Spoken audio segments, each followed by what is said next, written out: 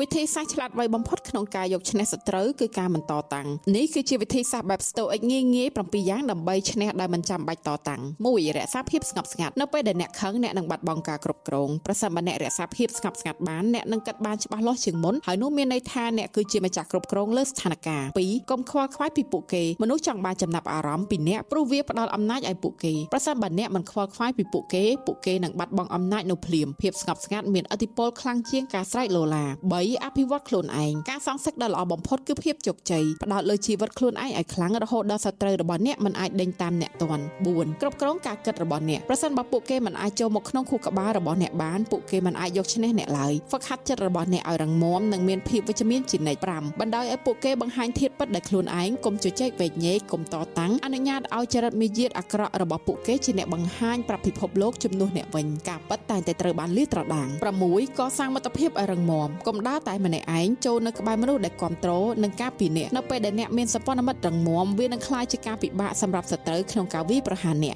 7ជឿជាក់លើពេលវេលាអ្នកមិនចាំបាច់ប្រញាប់ប្រញាល់សងសឹកឡើយពេលវេលាមានវិធីសាស្ត្រផ្ទាល់ខ្លួនក្នុងការលាតត្រដាងមនុស្សទន់ជ្រាយចូលមានភាពអត់ធ្មត់ពួកគេនឹងដួលរលំដោយសារទង្វើខ្លួនឯងជ័យជំនះពិតប្រាកដមិនមែនជាការបំផ្លាញអ្នកដទៃនោះទេវាគឺជាការការពារសន្តិភាពក្នុងចិត្តការធ្វើជាម្ចាស់លើខ្លួនឯងនិងការបណ្ដោយឲ្យពេលវេលាធ្វើការជំនួសអ្នក